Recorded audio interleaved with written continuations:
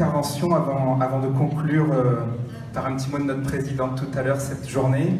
Nous l'avons entendu ce matin sur le conservatisme et nous lui avons demandé d'intervenir donc cet après-midi sur l'écologie et la société durable. Donc j'ai le plaisir d'accueillir le professeur Roger Scruton. Merci.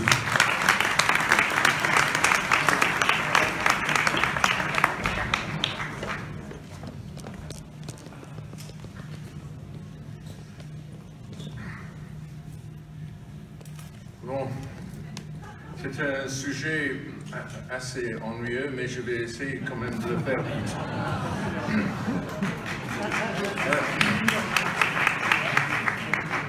D'abord, il faut constater que l'écologie a tous les caractères d'une cause de la gauche. Une classe de victimes, les générations à venir, un avant-garde éclairé qui lutte pour elle, les éco-guerriers, les guerriers écolos, un ennemi puissant qui l'exploite, les capitalistes, et aussi les occasions d'exprimer son ressentiment contre les riches, les bourgeois et l'Ouest en général. Le style aussi est gauchiste. Le guerrier écolo est jeune, ébouriffé, déshonorant, son esprit tourné vers les choses supérieures.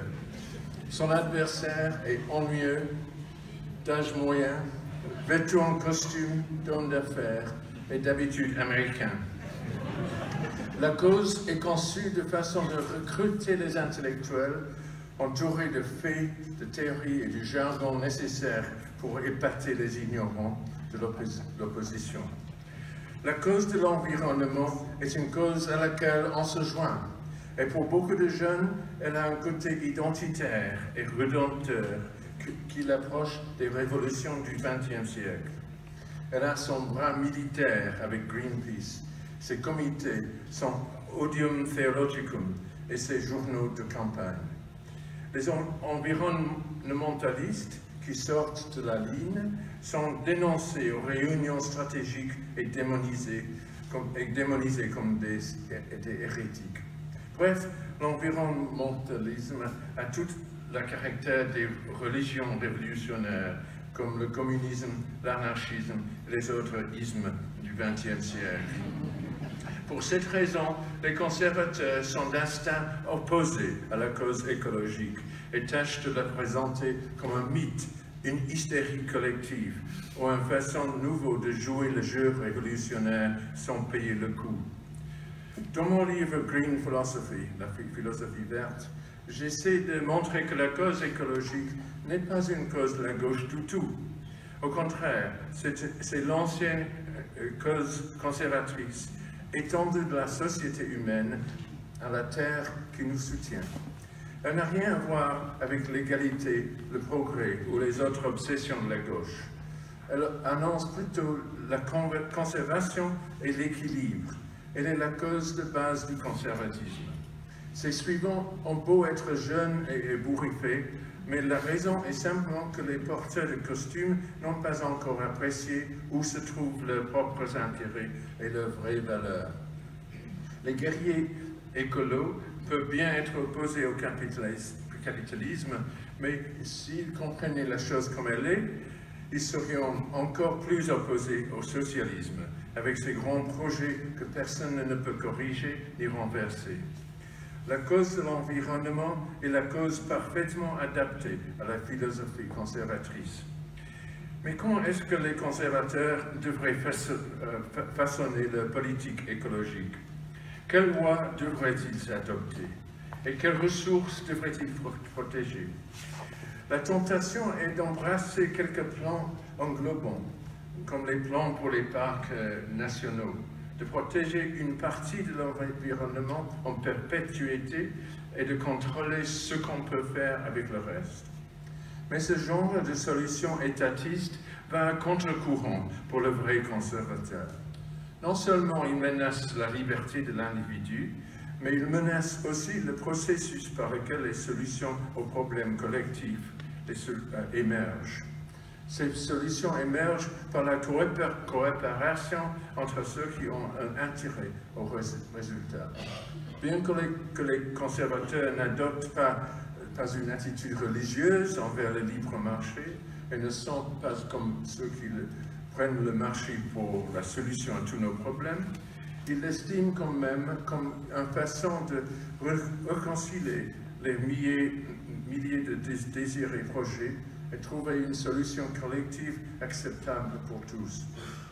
L'important ici n'est pas l'opposition entre le marché libre et contrôle par l'État, c'est l'opposition entre les solutions imposées d'en haut par l'État et les solutions qui émergent d'en bas par l'adaptation des gens les uns par rapport aux autres. Les solutions étatistes ne se prêtent pas facilement à être corrigées quand les circonstances changent ou quand un de leurs effets négatifs se manifeste. La ruine du paysage côtier hollandais et danois par les éoliennes hideuses est une illustration. Elles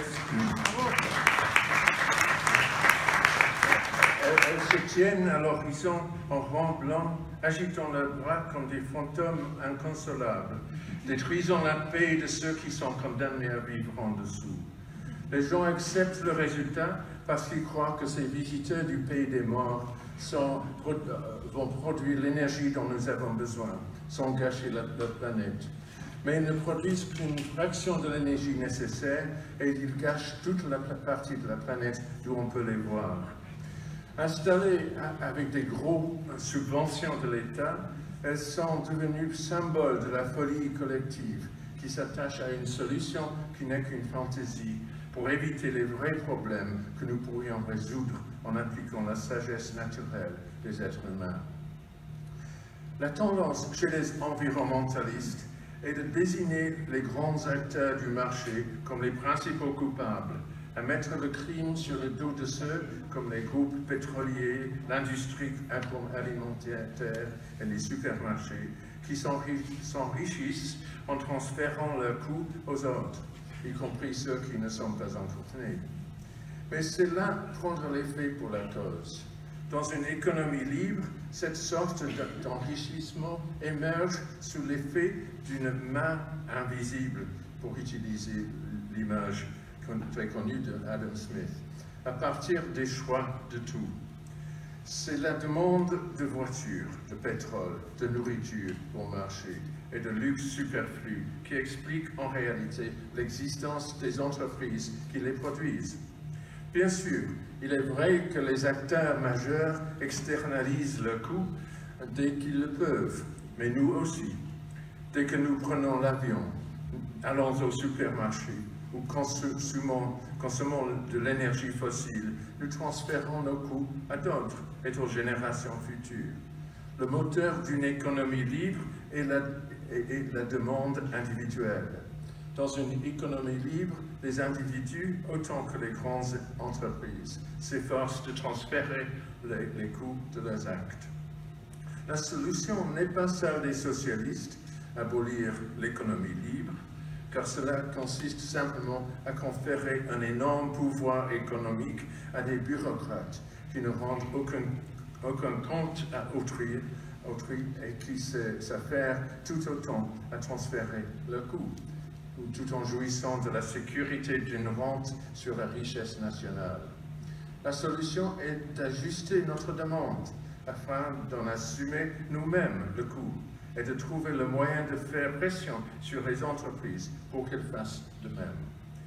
Il nous faut reconnaître que la protection de l'environnement sera une cause perdue si nous ne trouvons pas les incitations susceptibles de nous pousser à la promouvoir, nous tous, et non simplement nos représentants autoproclamés et non élus. C'est là où les environnementalistes et les conservateurs peuvent et devraient faire cause commune. En soignant le monde naturel, nous avons recours à deux aspects de la nature humaine qui n'ont aucune place dans les théories des économistes, c'est-à-dire la responsabilité et l'attachement.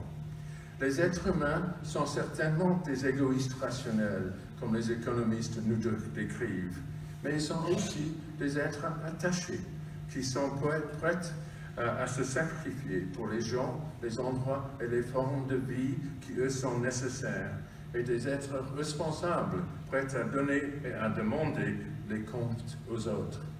Quelqu'un auquel ces qualités manquent serait poussé aux marges de la société et privé de ses privilèges.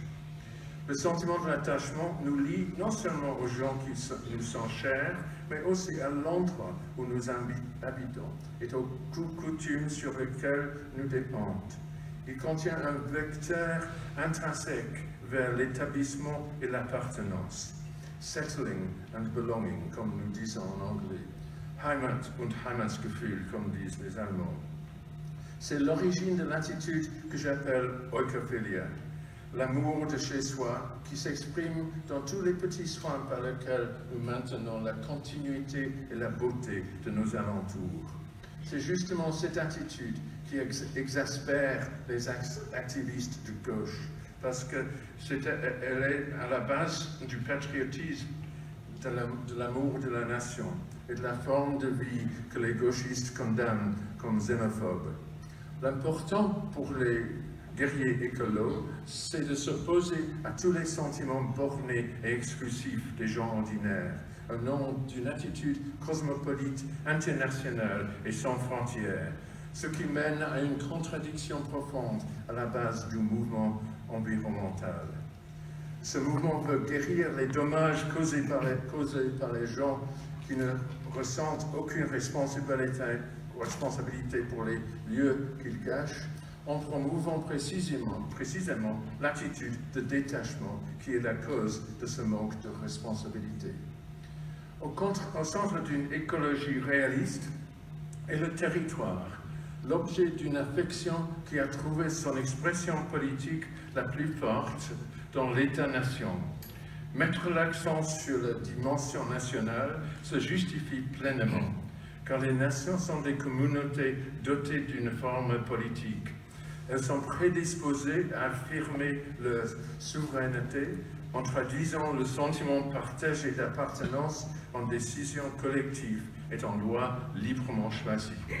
Le sens de la nation est une forme d'attachement territorial, mais aussi pré-législatif.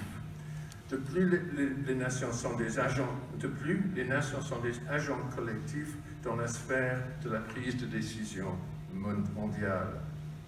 Plutôt que de tenter de rectifier les problèmes environnementaux sociaux au niveau mondial, les conservateurs cherchent à réaffirmer la souveraineté locale sur les territoires familiers et déjà maîtrisés.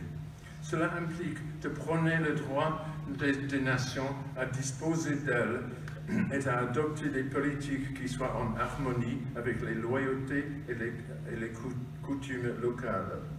Cela implique aussi de s'opposer à la tendance dominante des gouvernements modernes à la centralisation et de redonner activement aux communautés locales certains pouvoirs confisqués par les bureaucraties centralisées, y compris par les institutions supranationales, telles que les Nations Unies et l'Union européenne. Car il n'y a aucune preuve que les institutions transnationales aient fait quoi que ce soit pour limiter les dommages écologiques. Au contraire, en encourageant la communication mondiale et en érodant la souveraineté nationale, elles ont alimenté l'entropie mondiale et affaibli les seules véritables sources de résistance contre celle-ci. Ce que j'essaie de montrer dans mon livre Green Philosophy, c'est que lorsque les tentatives pour inverser la marée de la destruction écologique ont porté le fruit, elles ont d'habitude découlé de projets nationaux ou locaux visant à protéger les lieux reconnus comme nôtres, définis en d'autres termes par un droit hérité. Je ne donne pas les exemples ici, mais vous pourriez en imaginer. Elles rencontrent le succès parce qu'elles font appel à des motivations naturelles, l'attachement à un lieu partagé et aux ressources qu'il fournit à ceux qui y vivent, et le sentiment de la responsabilité parmi ceux qui veulent protéger leur domicile. C'est, il me semble, le but vers lequel un environnementalisme sérieux et un conservatisme sérieux tendent tous deux. à savoir le chez-soi, le lieu où nous sommes et que nous partageons, le lieu qui nous définit, dont nous sommes dépositaires pour le léguer à nos enfants et que nous ne voulons pas gâcher. L'oikophilie est un motif qui peut nous permettre de réconcilier la demande de participation démocratique avec le respect des générations futures et le devoir de responsabilité. C'est, à mon sens, la seule ressource sérieuse que nous ayons dans notre combat pour maintenir un ordre local face à un désordre d'origine mondiale. Les guerriers écolos ont fait du changement de climat leur cause célèbre, profitant de la panique des gens ordinaires pour saisir cet énorme fond de puissance politique qui est la peur de l'humanité devant l'inconnu.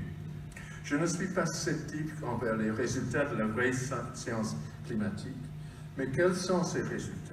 Et comment vérifier l'utilisation des prétendues théories par ceux qui ont un si grand intérêt à susciter la panique générale?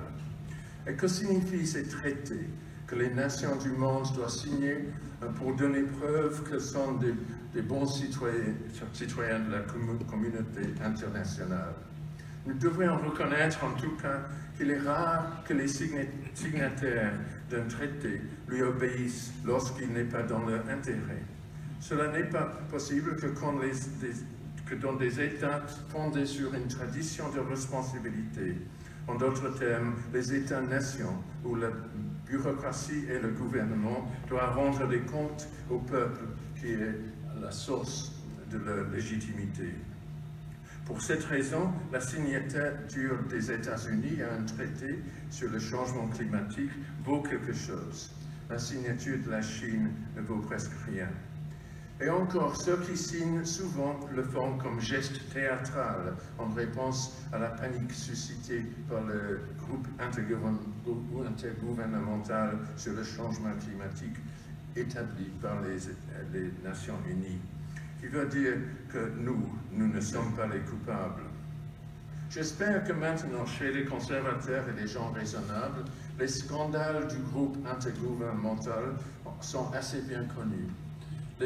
Les fausseurs de résultats, les statistiques menteuses, les soi-disant experts qui se sont proposés comme solution à un problème qu'ils ne savent pas définir. Tous ces phénomènes ont contribué au fait que les gens ordinaires commencent à perdre confiance dans la politique climatique et veulent plutôt que les politiciens s'occupent de problèmes qu'ils comprennent. L'effet de l'obsession climatique a été d'extraire le changement climatique de la pile des problèmes environnementaux et à le promouvoir dans une espèce de rituel de pénitence collective qui ne mène à rien.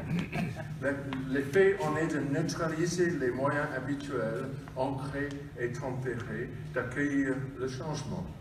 On présuppose ici que nous faisons face à une nouvelle sorte de changement auquel nous ne pouvons pas nous adapter.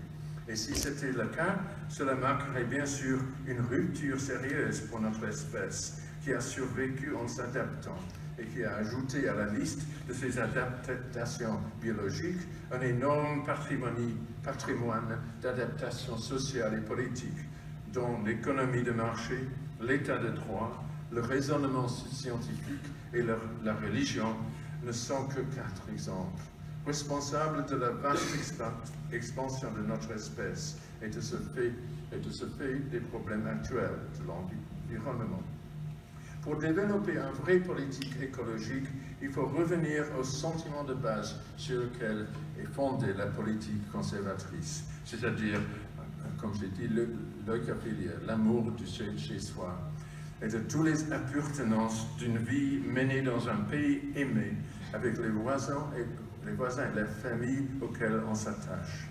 Le respect de l'oikos est la véritable raison pour laquelle les conservateurs se dissocient des formes aujourd'hui prisées d'activisme écologique.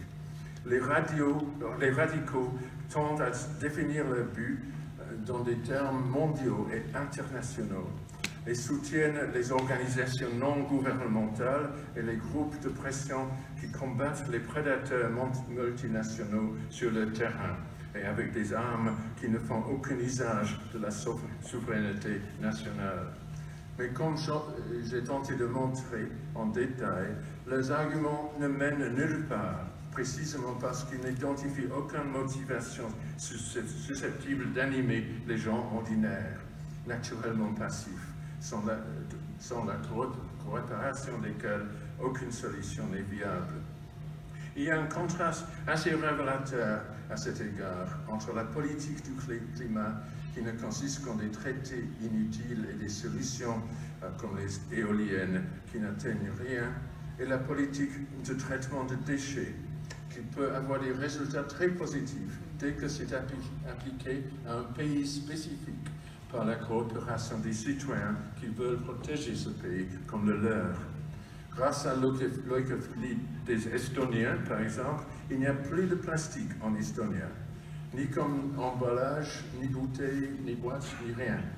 Grâce à l'œcophilie des Anglais, à la campagne, il est interdit de construire le long des routes. Il y a des haies conservées comme couloir de la faune, et il y a ce paysage doux, loué par scandale et convoité par tous les Européens.